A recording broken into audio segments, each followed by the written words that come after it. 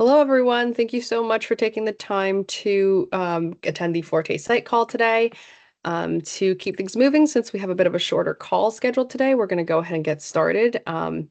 As always, we're very appreciative of everything that you guys do to keep Forte Energy CC05 running nationally. It's exciting to have all of these different sites here today. Of course, we have our pro compliance officers here today to present, but to start, I just want to make a couple of quick announcements regarding Forte's accrual and, of course, upcoming protocol-related activities. So first of all, we are currently at 3665 participants, which is very exciting.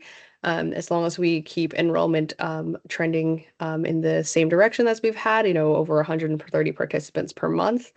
This means we will hit 40% of accrual by the end of the year. So we are definitely wanting to make that push towards 3,800 participants, which is 40% by the end of the year. So, everything that you guys can do, especially with the upcoming holidays, we would greatly appreciate your efforts. And of course, the other comment that I have is regarding the Energy Oncology Winter Meeting. For anyone based in California, we will be in San Francisco on January 22nd to 24th for the Energy Winter Meeting. There will be a presentation, a brief presentation on Forte by Dr. Schoen at the NCORP Town Hall, which is on the Friday at 10 a.m. Pacific time. There we go. So yes, for anyone who is available, we would love to see you there. And of course, if you will be at the energy meeting, we'd be happy to meet and discuss, Forte protocol best practices and anything related to that. So, reach out if that's something you'd be interested in doing. And otherwise, the recordings will also probably be posted on the energy website. But either way, we're looking forward to seeing those of you who can make it there.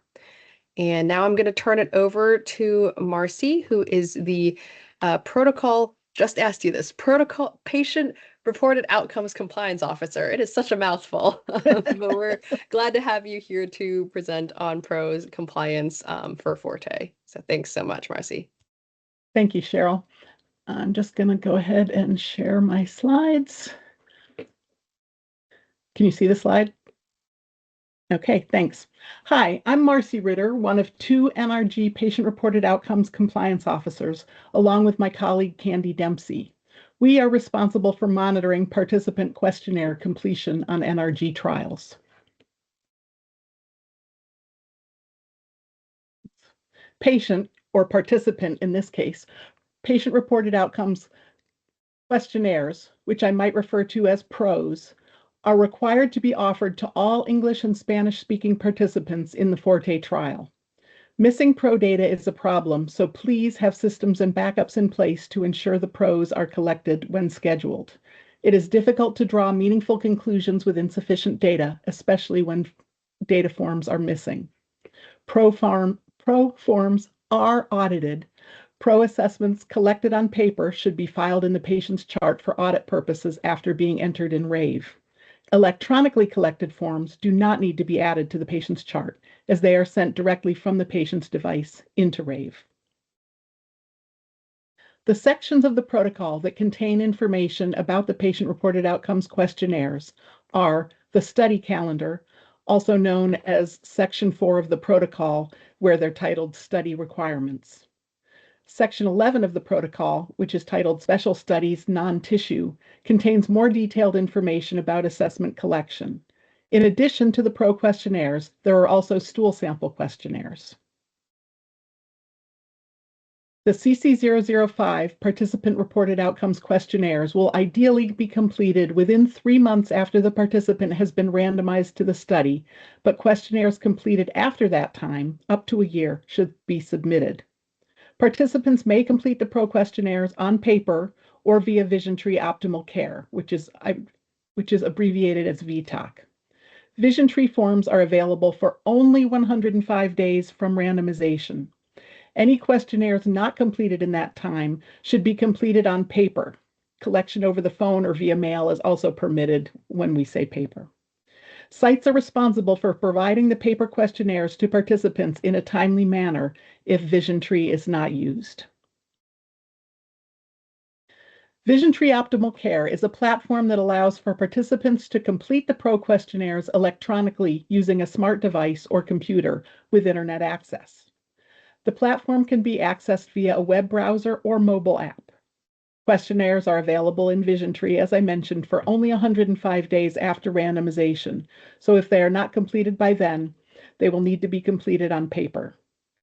I highly recommend participating in the VisionTree monthly training webinars if you have any questions. Here is the list of 6 patient-reported outcomes questionnaires, which are completed only at baseline. These questionnaires can be completed using the VisionTree electronic platform or on paper or via telephone or mail. However, there are also stool sample questionnaires.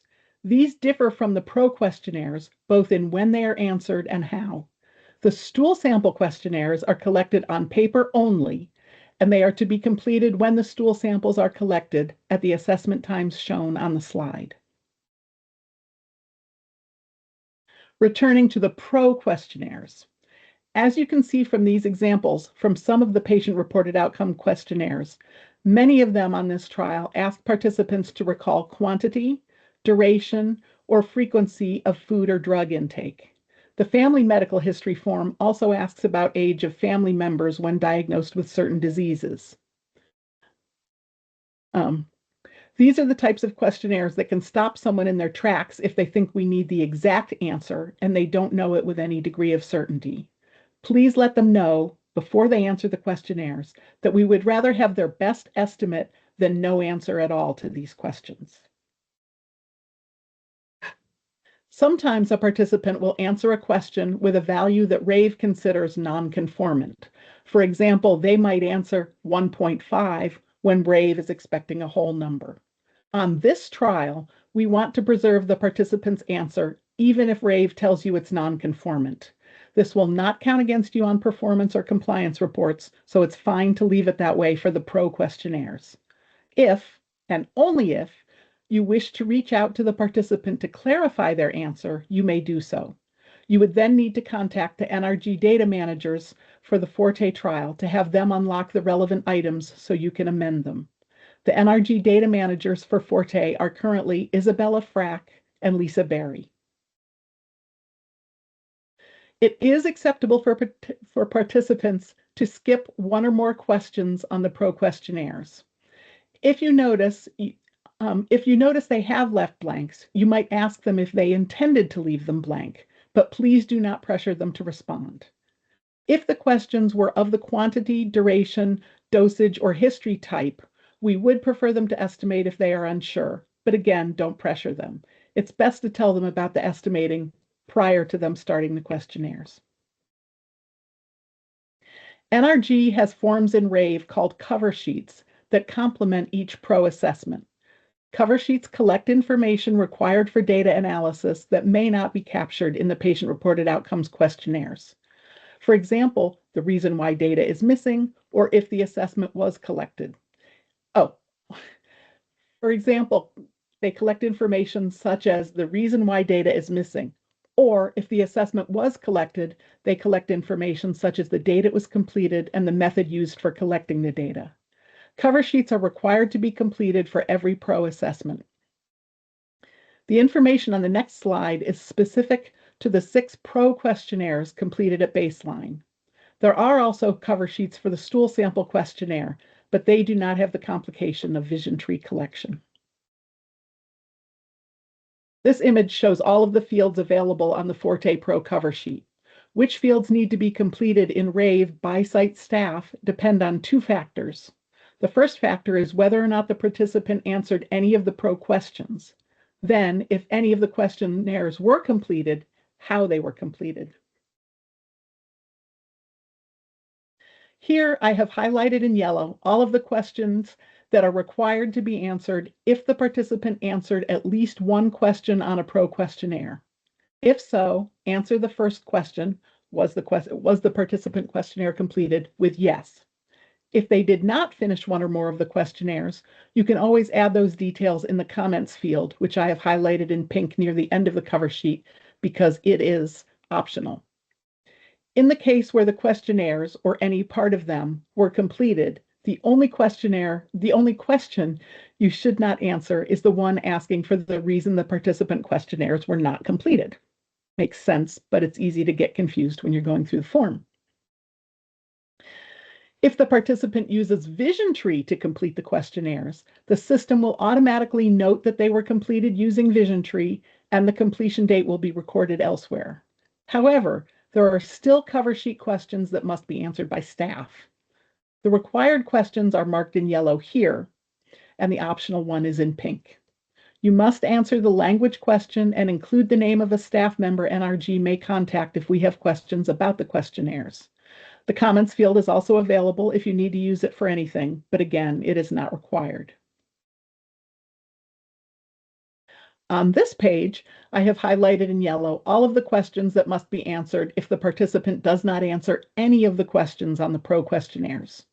In this case, you must answer no to the first question, then provide a reason why the questionnaires were not completed, and again, the name of a staff member we can contact if we have questions. Again, the comment field is there if you need to use it, but it is not required. The cover sheets are required whether or not the participant completed the questionnaires.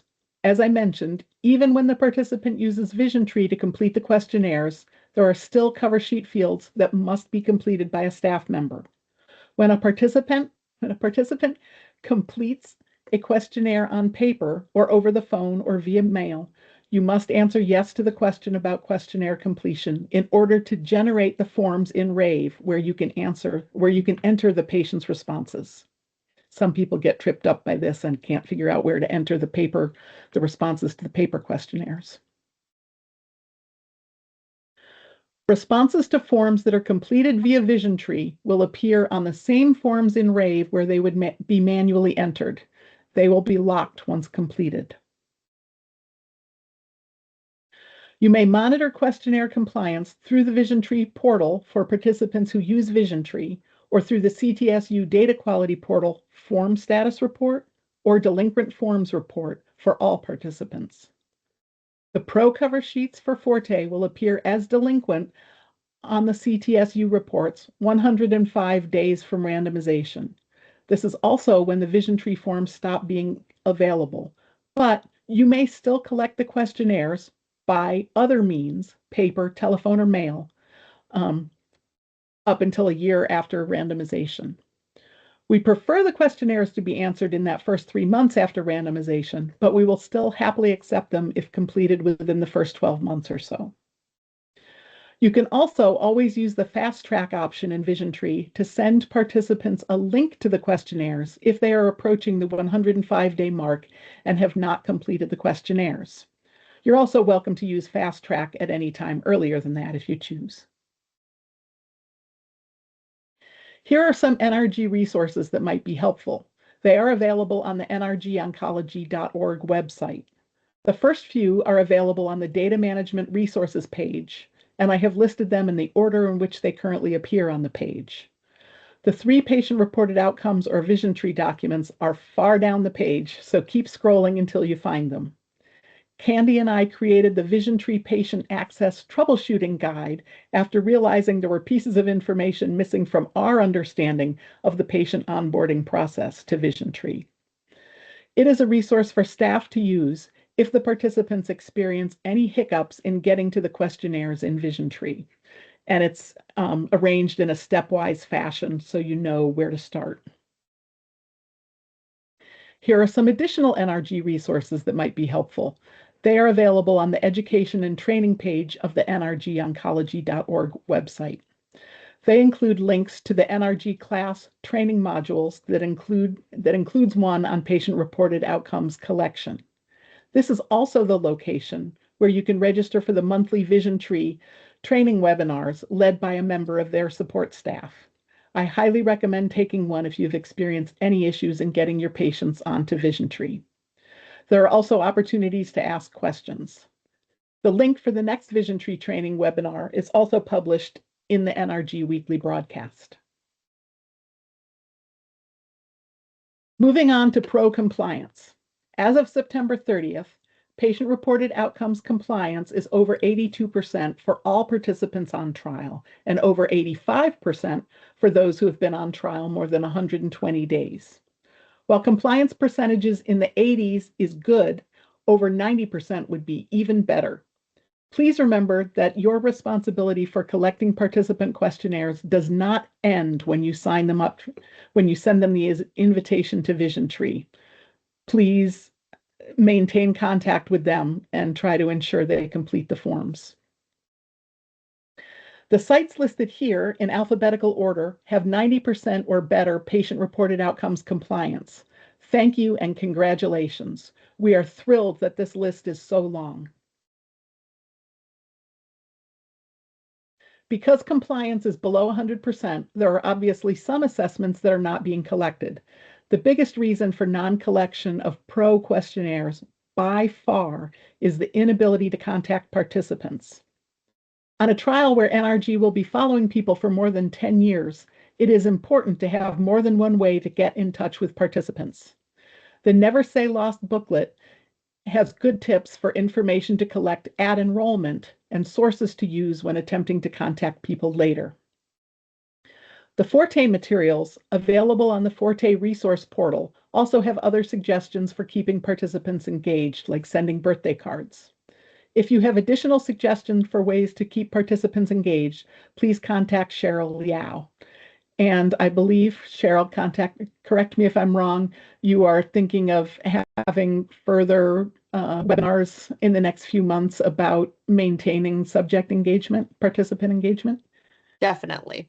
Okay, so look for more information upcoming and think of, if you have resources, please share. A site with patients on another prevention trial where generally healthy participants have little to no in-person contact with their study team said that they use webinars, like Zoom webinars, to help their participants get enrolled in the electronic platform and to answer any questions they may have regarding the study. This would also be a good way for FORTE sites to remind them about stool collection and the intricacies of submitting their stool samples and paperwork correctly. Speaking of stool, the stool transmittal form compliance is very good. However, the sample and questionnaire compliance is quite low, in the 60s. We know it is probably difficult to motivate relatively healthy people to collect and submit stool samples, but it would be a tremendous help if we could get these submissions over 80 or 90%. The information gleaned from these samples and questionnaires might help be able to identify those with higher or lower susceptibility, but we can't do it without the samples and questionnaires.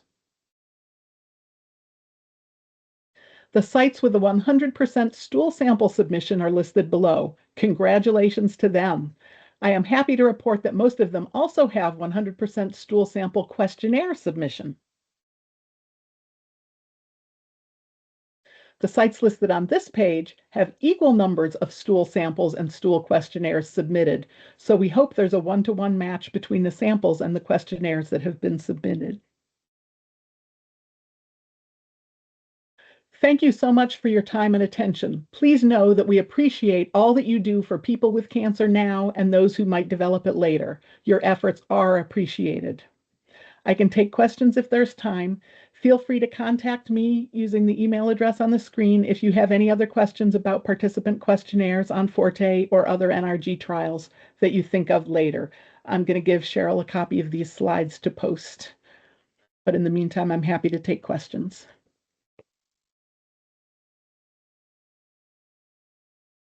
Thank you so much, Marcy. And yes, as You're Marcy welcome. just mentioned, we would love to open up the floor to questions. If you guys have any questions about pro compliance, collections, sample collection compliance, anything related to this.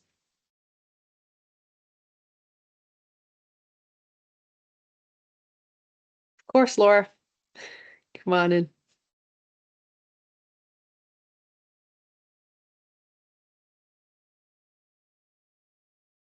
Are you able to unmute, Laura? Let me see if there's any settings we have. Okay, I finally figured it out. Sorry about that. No, you're good. I have a question about non-conformant data. So we noticed, the in RAVE there are some reports that, we can see where our data that's been entered has been non-conformant. So for example, in the PRO dietary, sometimes people would put a range for the number of servings they've had in the last week, and we get that. But there's nothing on the actual questionnaire that tells the participant, do not put a range, only put, say, one integer. And so we're left with 5 to 7 or 8 to 9. What is our obligation? Do we need to call the participant? And then what if we never get a hold of them for clarification? I'm going to invite Lisa and Isabella to address this one, since this was the talking point that they gave to me for today. They're our data managers for the FORTE trial. Yeah. Thank you. You can leave it the way it is, whatever the participant reported, but it's up to you. Or you can contact the participant and ask for full number. That is not a range. Okay, so if they have put 5 to 7, we can just enter 5 to 7, and even though we see it's non-conformant, that's okay. All right. Correct. Thank you. Mm-hmm.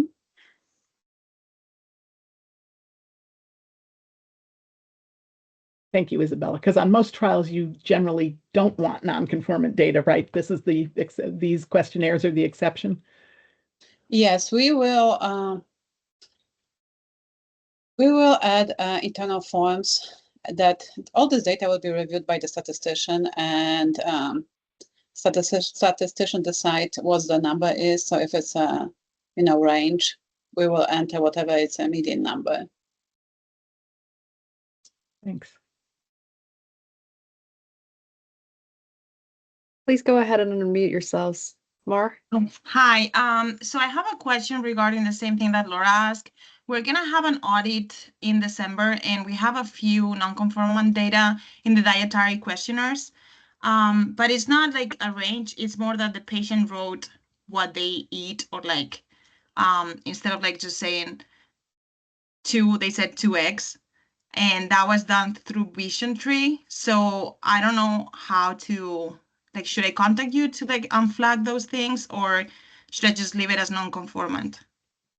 It's the same. You can leave it as is, or you can contact the participant and ask for the clarification, and then you would have to contact us, because you would have to unlock those fields, because whenever the data is transferred from Vision Tree, it gets locked right after the transfer. Yeah. So would you, I'm just asking because of the audit, like they are trying to, like they want me to have everything conformant. So would you be able to unflag it if I send an email and they unlock that data? Would that be an option? Yes, if you tell us the participant number, ID, and tell us which forms. Perfect. Thank and you. Like, you are very welcome. We issue a query, like and we say whatever you just asked, that you ask for this to be unlocked because you contacted the participant and the correct answer was provided. And you confirm that that's correct, and then we do that. But it shouldn't count against you in an audit if you have non-conformant data. So non-conformant data on a PRO questionnaire, I would assume, would be an exception. Yeah, but yeah, thank you. That's what I explained to the IRB people, but they are trying to get everything conformant. But yeah, it's good to know that that's your like view on it. Thank you.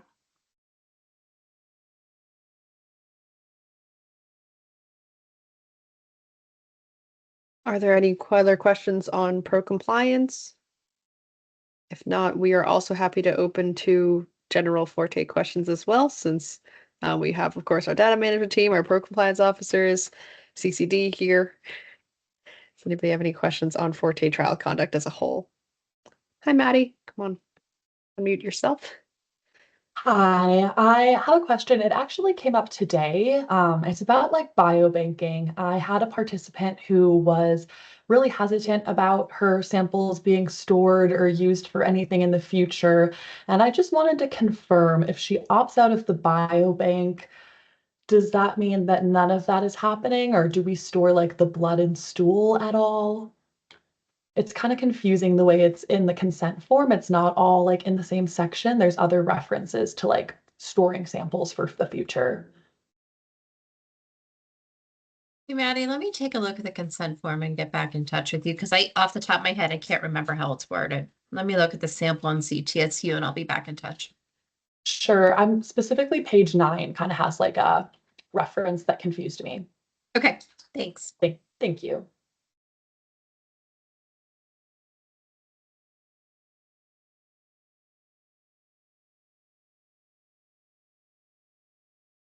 Yes, Jean.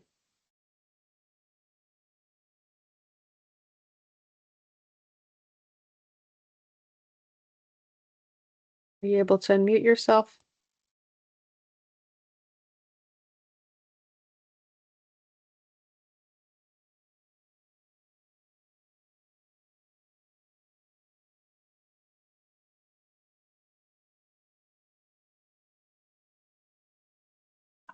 I can also go ahead and ask another question. I took over from another coordinator recently, and my question is for patients that were consented and we did or we didn't do the phlebotomy, even though we are like, it's been over 12 months, should I try to collect the stool, or because we're outside of the window, we just like proceed without it? Would you prefer to have, basically the question is like, would you prefer to have it even though it's outside of the initial window, or just keep it as it is? Sorry, to clarify, are you asking about stool or blood or both? Stool, well, both, but yeah, mostly stool. I know that for the blood, we definitely would want the sample to be collected. Kristen, do you have a comment on stool? Because this gets kind of tricky because we then have the follow-up stool, or Isabella.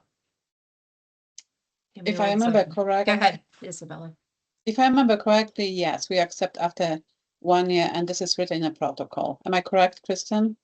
I'm looking for something online. Hang on. I think it says within a year of the designated time points. The first one is within a year of Yeah. within 12 months, and then I think the other ones are 24 and 48 months, and it just says within a year of that time point. But it's not clear whether that means plus or minus 6 months or plus or minus 12 months for those, the 24 and 48 month time point. But does it say that will be accepted after 1 year? Okay, wait, but here we go. It's in the path instructions. It says collection time points. Within 1 year from randomization is preferred, but specimens collected after that time should be submitted. Okay, thank you. You're welcome. And regarding also stool, so if the patient was given a stool kit and everything was entered in the system, but they never actually collected it, and when I contact them, they basically said that they don't have it anymore, how do I give them another stool kit? That would be up to you at the site to decide. I know we have sites that would mail another stool kit. You could meet them if they are coming into the clinic for another appointment. That would be up to your site to determine how to get them another kit. Yeah, Isabella, no, there's no codes or anything assigned on the kit that links them to the site, is there? I don't, I don't know that. I know that if the second kit is sent or given to the participant, another transmittal form, the PDF needs to be printed out from RAIF. Okay.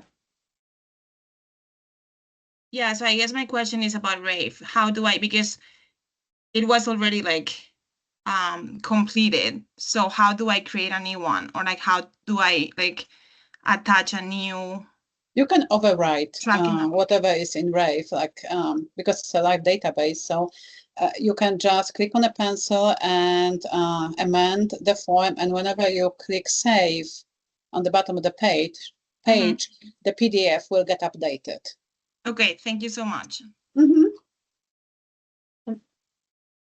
And I see Jean's question. They have a patient who has not submitted the 1 year stool sample and is now due again at the 2 year. The patient's been contacted and wants to stay in the study, but has not submitted the stool sample despite multiple attempts to contact him. So I assume the question is how to proceed with that.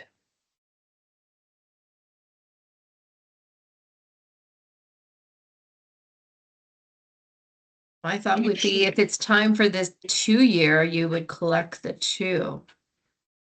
Isabella, do you disagree?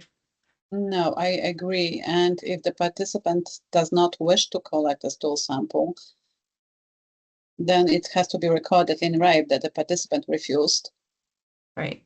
but the participant still stays on study. Study. Yes, if the participant refuses, there is always space in RAVE to note that. Is that correct, Isabella, for all of the samples and the questionnaires, et cetera? Correct. Yeah, there's a stool sample cover sheet, correct? And that's where it would be recorded that the patient refused.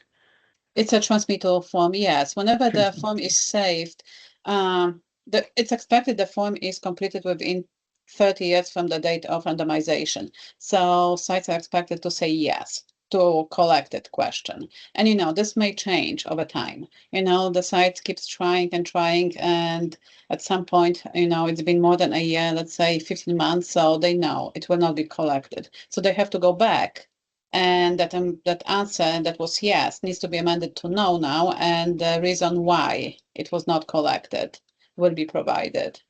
So this form can be changed, multiple times if there's a reason, because RAVE doesn't like changes, too many changes or too many crazy changes, because then RAVE doesn't want to cooperate. So be careful. And remember, there's a questionnaire correlated to each stool sample time point also. So that cover sheet needs to be completed. And you can say questionnaires weren't completed if the stool sample wasn't completed. Thank you, everyone. Do we have any further questions on FORTE? Happy to stay on it for an extra few minutes to help out with any protocol-related questions.